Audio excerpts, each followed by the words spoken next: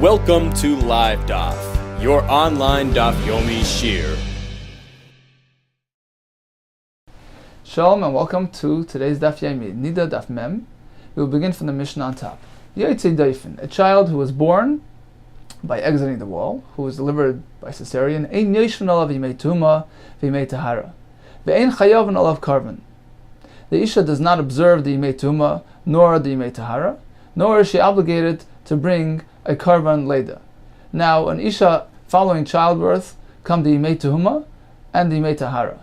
If the child was a zachar, so the first 7 days are considered yimei tuhuma. Following that, 33 days are yimei tahara. If it was an akeva, we have 2 weeks of yimei tuhuma followed by 66 days of yimei tahara.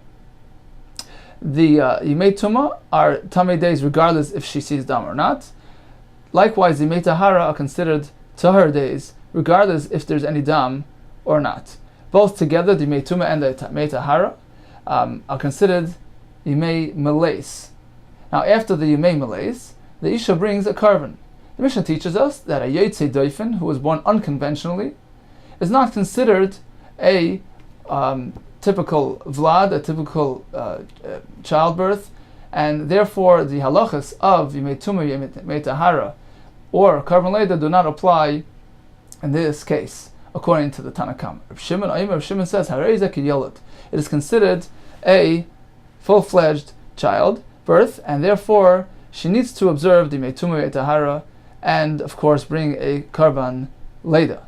The next halach in the Mishnah discusses where does the dam have to come to, at what point is an isha tamei when she sees dam. Kol anoshim metameis b'bayis hachitzon. All women are tamei if the dam had come to the bayis hachitzon, meaning although the dam hasn't completely exited the guf, nevertheless she's tamei.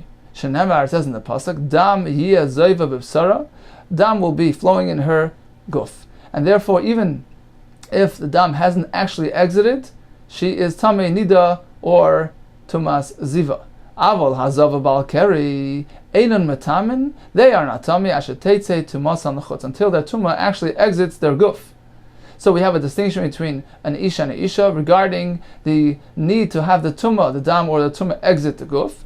An isha is not required to have the tumah exit the guf, even if it's still bivsara, she's still tamei, that's still considered a re'iyas dam. However, by a man, by a zav or bakeri, a tumah has to actually come out l'chutz in order for the tumah to be applied.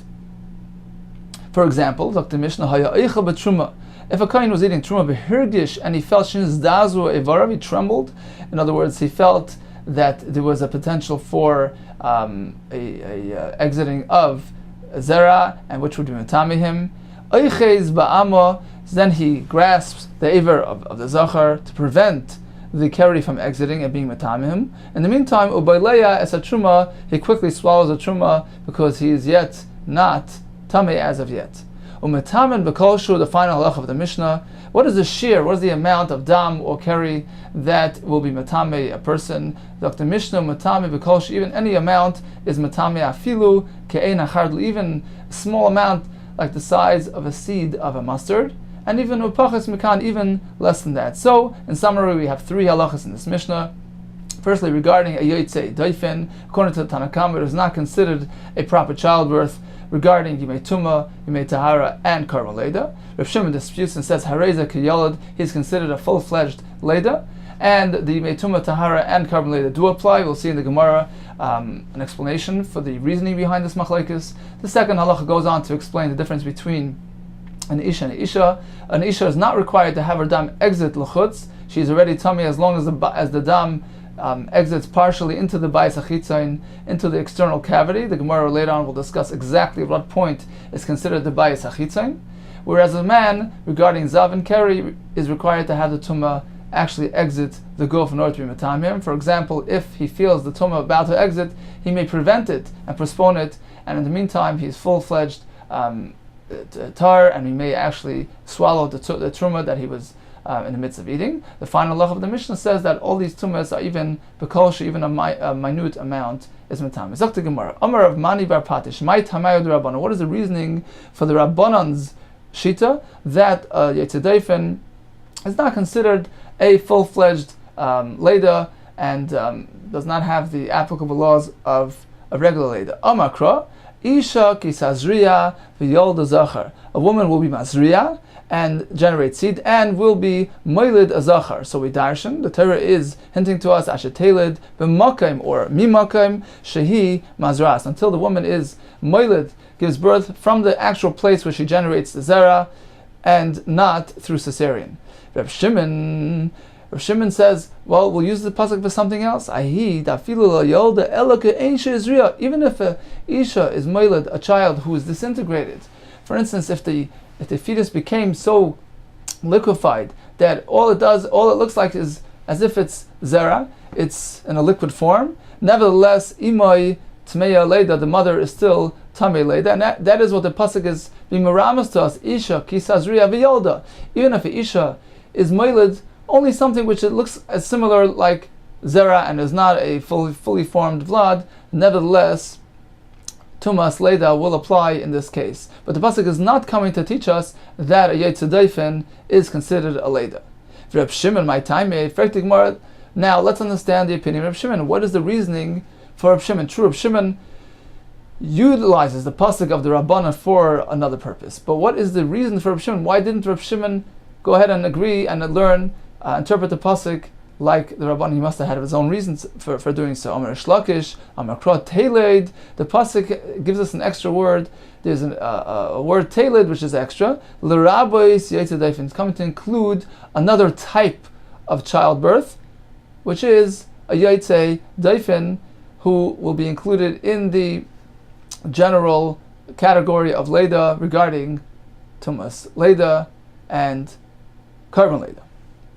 For Rabbanan, what did Rabbanan do with this extra word? We need this pasuk l'rabbis to include tumtum v'adroignus. We need to include a tumtum or adroignus who are a suffix, whether they are zachar and nekeva. Tumtum has the simonei zachar and nekeva. He has them covered over. He has the area covered over, so we can't tell what he is.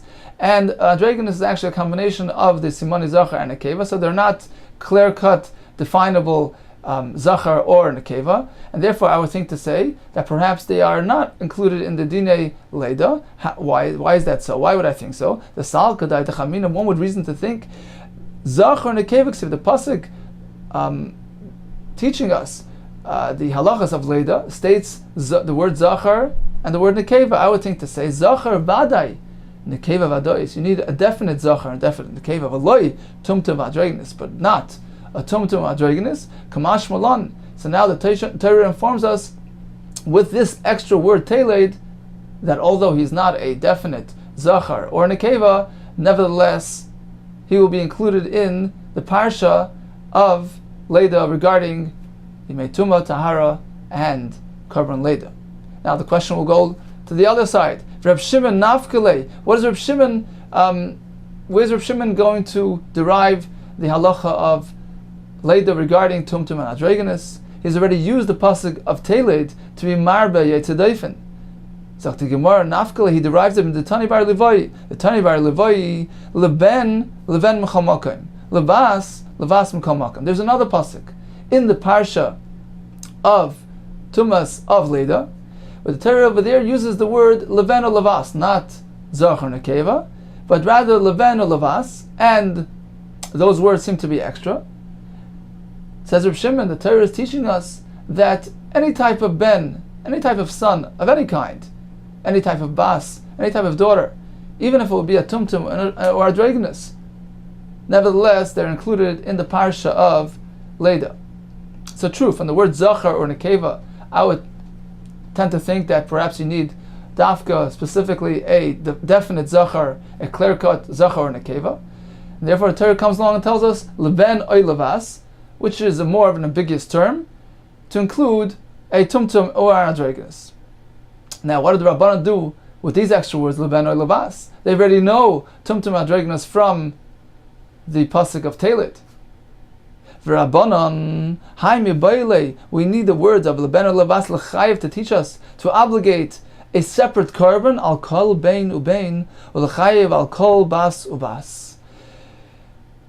Suppose an Isha is moilid a ben, and then a little while later, suppose they were twins or something like that, and there is a gap between the two childbirths, and both of them are actually within the Yemei Malays, meaning, for example, the 70-day, the 80-day total of Nekeva, 14 Yemei Tumah, and the 66 Yemei Tahara, which equal 80.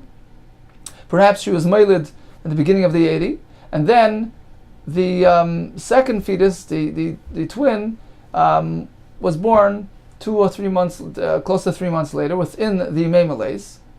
So the Torah is telling us that Dafka, if the child was born within the Yemei Malays, then it can be included in one carbon. However, if the second childbirth occurred after the completion of the Yemei Malays, she's obligated to bring a separate carbon.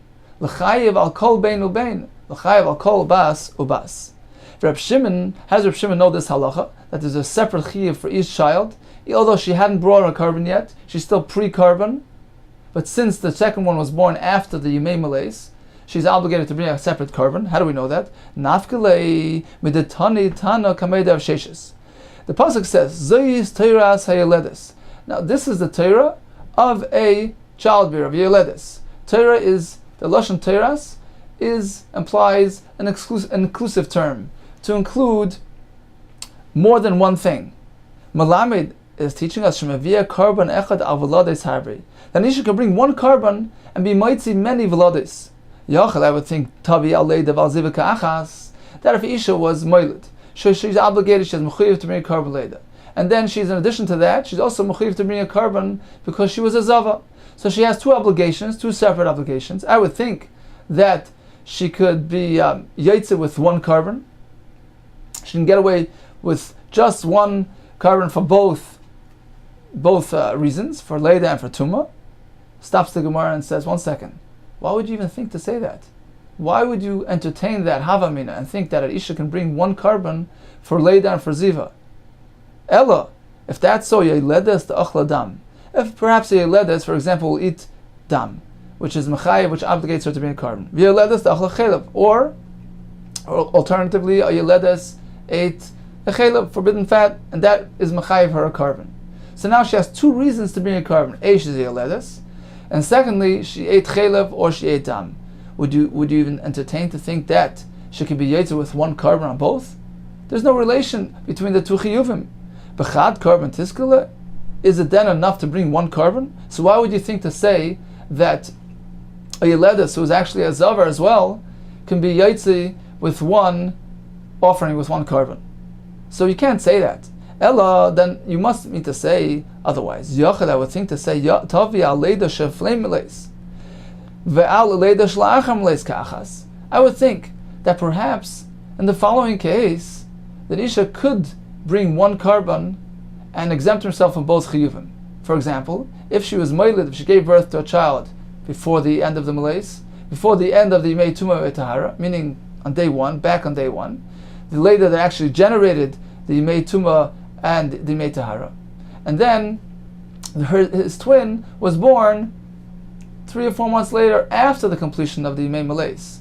Or perhaps if she conceived sometime in the middle during the Yemei Tahara, and she was mailed a new fetus after the completion of the Yemei Tahara, I would think perhaps, since she hadn't yet brought a carbon, when she comes to Beis HaMikdash to bring a carbon, she could do it for both together. Package deal. Talmud Lema, Torah teaches us Zois. Zois is an exclusion. No.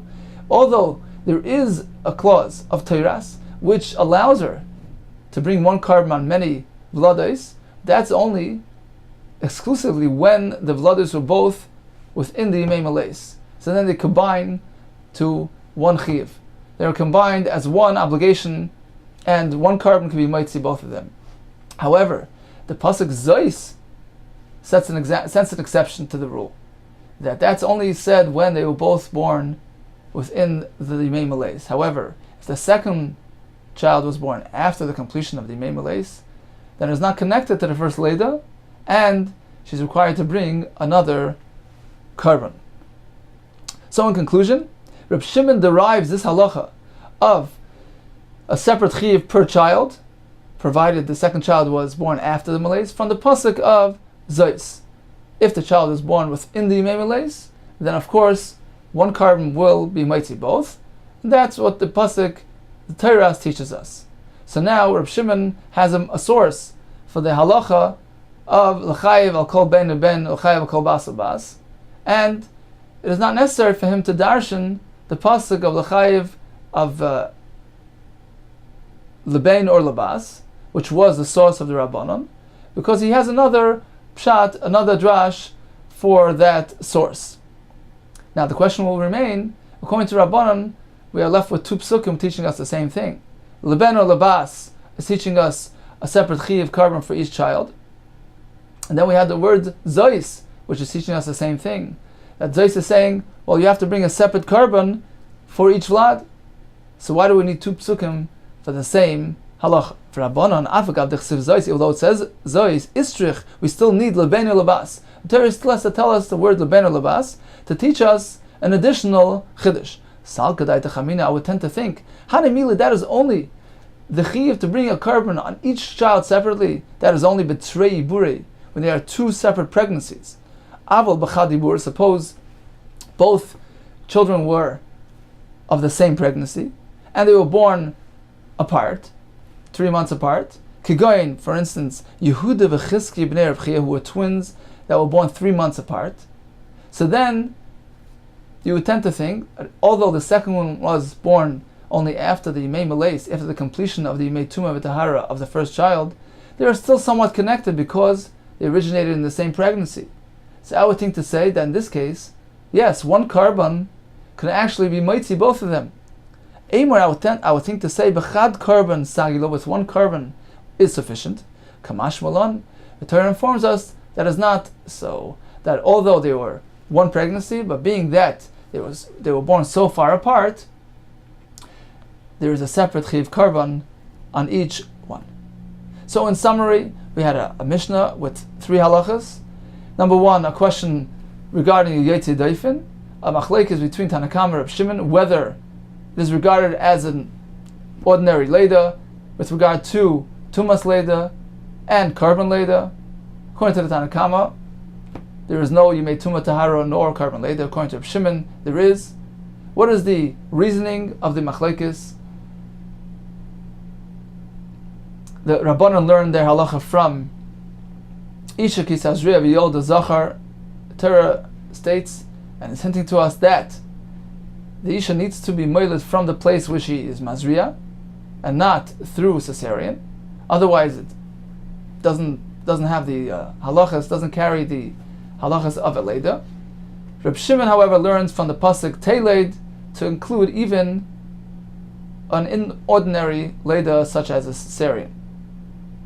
Now the Gemara calculates back and forth what does each one do with the other one's pasuk. Reb Shimon uses the pasuk of the Chachamim to teach us even if she was moiled, a dissolved fetus, still there is tumas leda in that case. The Rabbanon use the word teiled to include even a tumtum and androgynous. Reb Shimon derives tumtum and androgynous from lebein lavas. The Chachamim use lebein lavas to teach us a separate chiyuv for each child that was born far apart, one during Malays and one after Malays. Reb Shimon says, well, I know that from a different pasuk. Zois Teras Heiledes. Teras teaches us one carbon can include many ledas. However, that is only what if they're both within the Yimei Malays. Otherwise, Zois will tell us that each one needs a separate carbon. The Rabbanan are basically left with 2 drashas for the same purpose, and the conclusion of the Gemara is that they're both required. One of them is to teach us the basic halacha that each child needs a separate carbon, and the additional pasuk is to teach us that even if they both originated in the same pregnancy, nevertheless, she's obligated to bring a separate carbon per leda if one of them was after the malaise of the first one.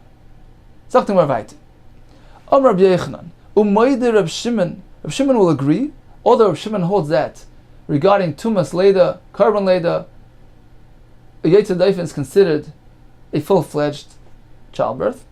Reb Shimon will be moide bekachim regarding karbanis she'eni kaddish, that a carbon, a behemoth that was born Yetze Daifen by cesarean, does not acquire the kedushas haguf, the physical kedusha, because it is not headed for the mizbeach, but rather only kedushas damim.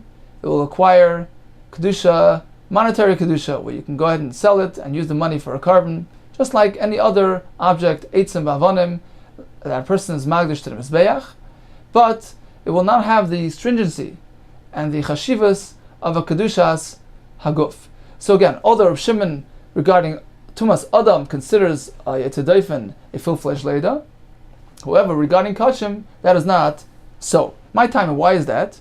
What is the difference between a person and a behema? Gomar Leida Mibchar. We learn a Gzera Shava. The Torah connects the din of a carbon for Kachim to the din of a firstborn of Bechar. In both places, the Torah uses the word Leida. By Kachim, the Torah says, Shayrei Chesa v'ez ki yivaled. By Bechar, it says, Asher yivaled. So Gemara is making a Gzera Shava, Leida. Just like over there, Mahosam, just like by Bechar, Paterechem. You need that the behemoth should open the womb, meaning that the only way a Bechar is Kaddish, B'Kedushas Bechar, is if he exited the behemoth in the conventional fashion, but not via cesarean. Afkan Peta Rechem. So too by us, via the Gzera Shava, we carry over the halacha from Bechar that only a ordinary Leida is Kaddish.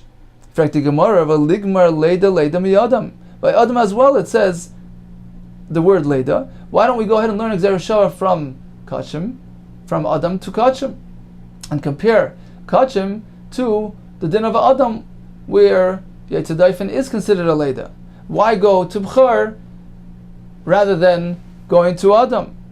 Zakti Gemara, Ma Hasam Yetze Daifen, Afkan Yetze Daifen. Why don't we learn from Adam and include Yetze Daifen? Zakti Gemara, Mistaver is logical to reason. Mibchar Havilei Lemelaf.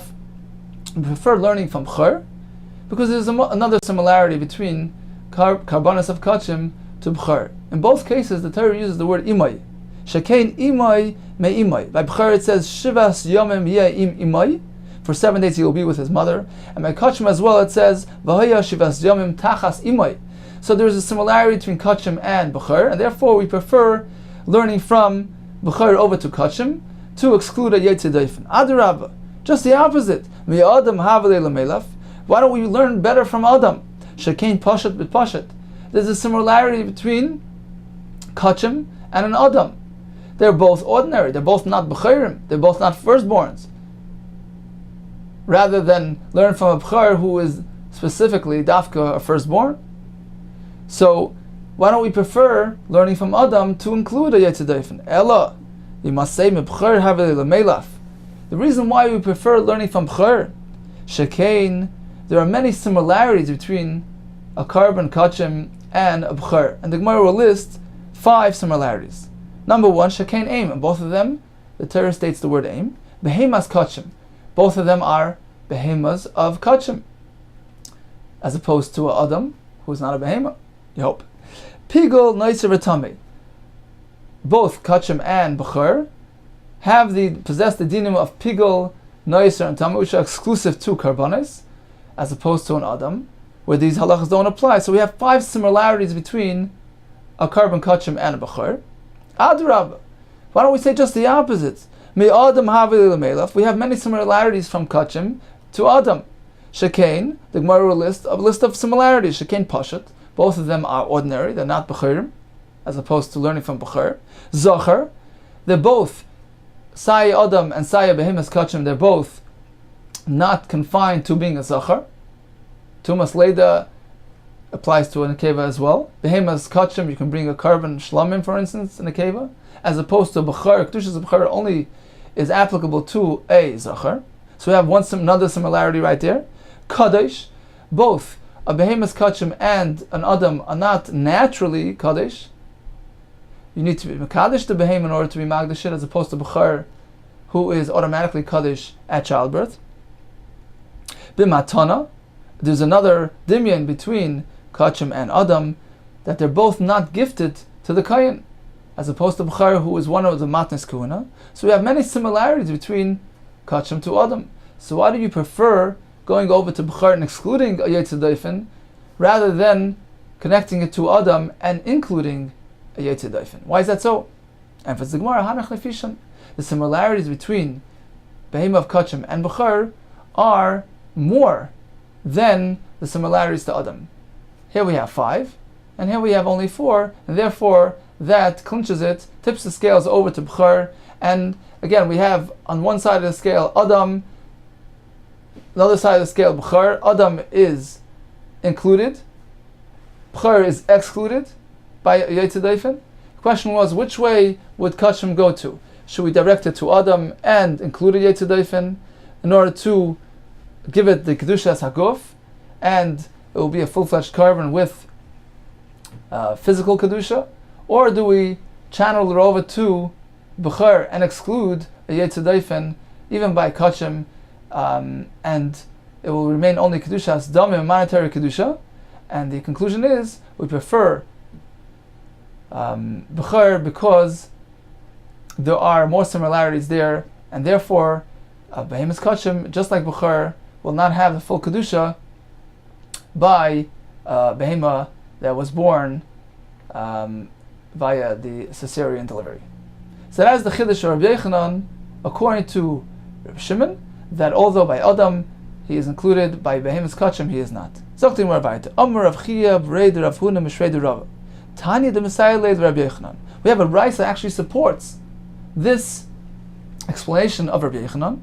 The Brisa says as follows: Rabbi Yehuda Aimer, Zois Teiras Ha'oila Hi Ha'oila. This pasuk is speaking about being makar of the carbon oila. The Gemara darshans Hi Ha'oila al Moikta, that once you bring up the parts of the carbon, even if there may be puzzle, you don't bring them back again down, because they become kadesh on the mizbeach. Once you bring them up, you leave them there. However, Zok Rabbi Yehuda, this doesn't apply in all circumstances. There are 3 exclusions. The pasuk uses the word zois, which excludes one thing. He, another exclusion. Ha'ila is a 3rd exclusion. So we're memayit 3 miyutim. Har'elu gilmul miyutim. There are 3 cases where even if the carbon was brought up on the mizbeach, we still take it back down. Prat, to exclude l'shanishchata balayla. If a carbon was shechted at night, we know that we could only be makriv and do the avodas of carbon by day. So if this carbon was shechted at night, it is pasal, and even if it's Allah al gavi mizbeach, you still will take it back down. That's the first one. Second one is v'shenishpach dama. If the dam of the carbon got spilled on the floor, or v'sheyatza dama chutz l'klayim, if the dam was left the enclosure, the curtains surrounding the Malkam HaMikdash. Now we use the term curtains claim because of the claim that were at the around the Mishkan, which was a temporary structure. However, in the Beis HaMikdash, obviously they are permanent walls. But the term stuck, and basically it means that the dam was taken out of the Malkam HaMikdash and became tamei. So these are 3 cases. Shem also tered, even though they ascended, they will descend, and you have to bring them back down from the mizbeach. So although ordinarily any psul otherwise would stay on the mizbeach, the Torah is being mamayit, excluding these 3, which need to be brought back down. Reb Shimon Oimer, Reb Shimon says no. Even these 3 will stay on the mizbeach, and the miut of the pasuk will apply only to more stringent psulim, as he will list later on. Reb Shimon Oimer Oila, the pasuk says if an oila goes on the mizbeach, it stays on the mizbeach. Ainly ella oila kshera. We only have an oila which is kosher. Minayin, how do we know the rabbis to include shenishchata balayla, v'nishpach dama, sheyatza dama chutz l'klayim? These are the 3 examples of Rabbi Yehuda. How do we know to include even those? V'halon, or if the dam has been left overnight and became pasal v'hayetzai, or the carbon was taken out of the Malkah HaMikdash and became pasal. Rashi says this applies to the basar of the oila, and you want to bring it back down, back in, and be makrivit. V'hatamei, or they became tamei. V'hanoiser, or was left over past the time which is permitted. And they became pasul. Or if you shechted the carbon with a machshava, with an intent to be makriv or to consume it outside of the makam that is permissible, outside of the past the time which is mutter. Or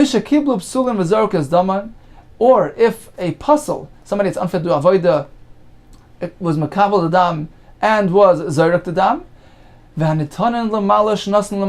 Or if a carbon was meant to be put on the mizbeach, nizrak on the mizbeach above the halfway point, the chut hasikra, for example, a chatos, which belongs on top, and instead you were zarek it underneath the chut hasikra, or for example, the other way around, vanitanan lamata, a carbon which is meant to be put under the chut hasikra, shenas lamala, which we had been zarek above the chut hasikra, for instance, an oilas behema. Or v'hanetanan b'chus shenas mefnim behema, which is meant to be nizrak on the mizbeach ha-chitzain.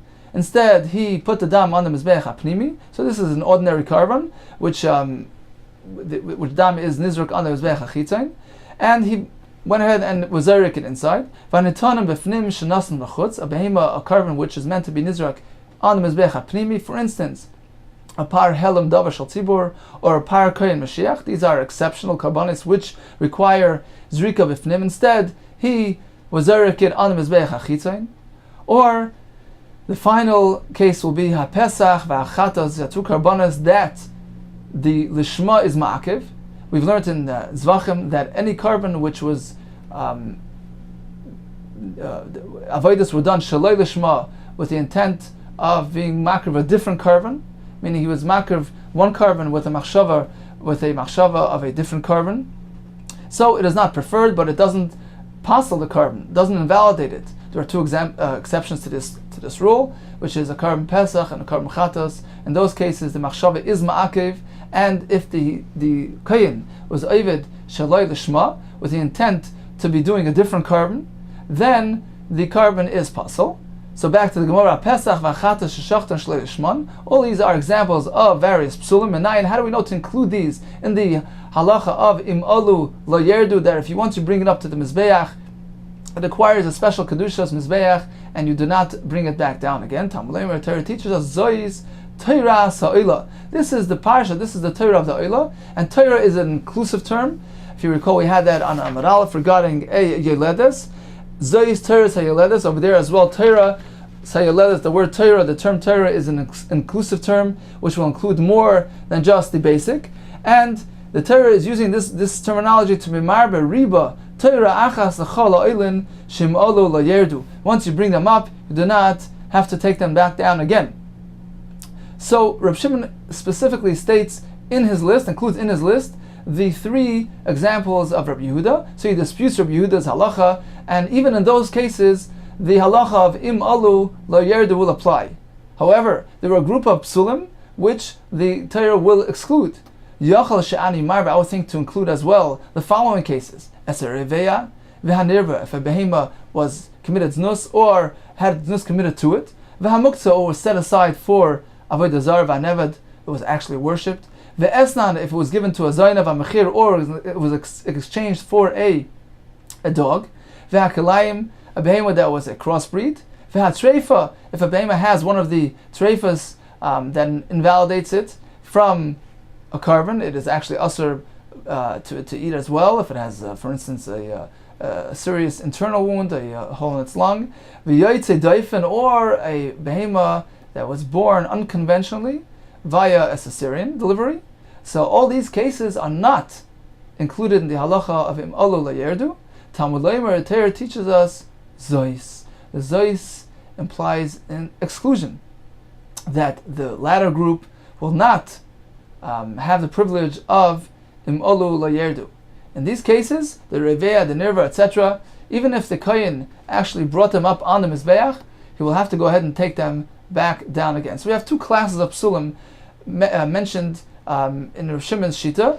The first class are nishchat balayla, nishbach dama, yatsa dama, lan, yoytze. All those cases are included in the parsha of im olu la yerdu. However, we have a latter group of more severe psulim, reveya, nirva, muktzah, etc., including yaitze daifen, where the halacha of im alu lo yerdu will not apply. They are excluded from this privilege because of the extra word zois.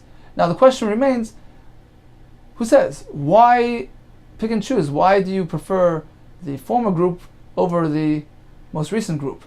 Uma rois. Why is it that you're choosing the first one over the second one? L'rabbi says elu. Why are you including those? L'haitzias elu. Why did you choose to include the first ones and exclude the second one? And for the Gemara, Daf Yomi Aleph Amud Aleph, Achar sheribi hakosuf. Since the Torah was marber, the word Torahs was an inclusive term. At the same time, the Torah used a term which is exclusive, the word zois. Achar sheribi hakosuf umiyet. Since the Torah both was marber and mamayit, so now you have to ponder. Marbe aniyas elu. I will include those shahaya psulam hakodesh. I will include those whose psul occurred in the kedusha, in the Beis Hamikdash, in the Azorah. So they are more connected to hakrava, and therefore, in those cases, im alu lo yerdu. For instance, lon, yatza, nishpach dama. All these are psulim that occurred during the process of hakrava, or in the makam hakrava. However, I will exclude those. However, in the latter group, we find psulim which may have occurred before, prior to being brought to the Azara, prior to the hakrava of the carbon. And therefore, these are psulim that are more severe and therefore excluded from the halacha of imalu la yerdu.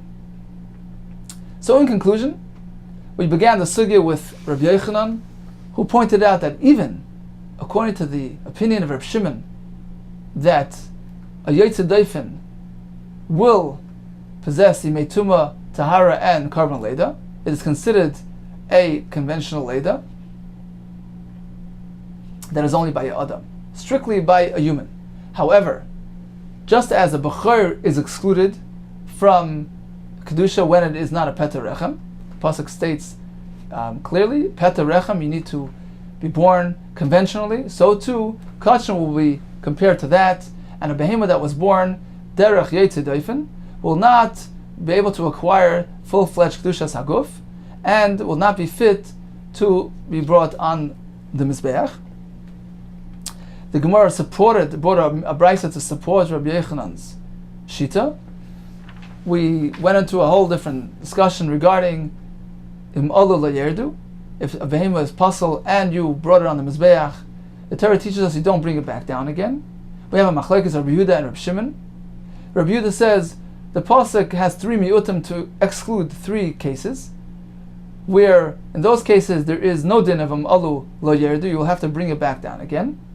Rabbi Shimon disagreed with those particular cases and included them in the list of im alu lo yerdu. However, Rabbi Shimon grouped together another bunch of examples where in those cases they are more severe, the psul is more severe, and they will have to be brought down from the Mizbeach. We have a list of im alu lo yerdu, and we have a list of im alu yerdu. The Gemara concluded with questioning why these are alu yerdu and these are alu lo yerdu, and the maskana was that there is a difference between the two types of psulim. If it's a psul of psulam b'kodesh, a psul that is related to the hakrava, related to the kedusha of the azara, for instance, if the dam of the carbon got spilled out during the hakrava and so forth, those aren't as severe, and therefore, in those cases, the Torah is including them in the halacha alu lo yerdu, and we learn that from the pasuk of Teiras. However, the group of psulim which were not related to hakrava, for instance, the reveya or the nirva or the muktzah or the yotze dofen, these aren't related to the Beis Hamikdash or to the actual process of being makriv a carbon, and therefore they are on a lower level and more severe psul, and therefore in those cases, even if they were brought on the Mizbeach, they will have to be brought down again. Now, we hadn't concluded the proof to Rabbi Yochanan, and that we will see B'ezras Hashem in the next plot.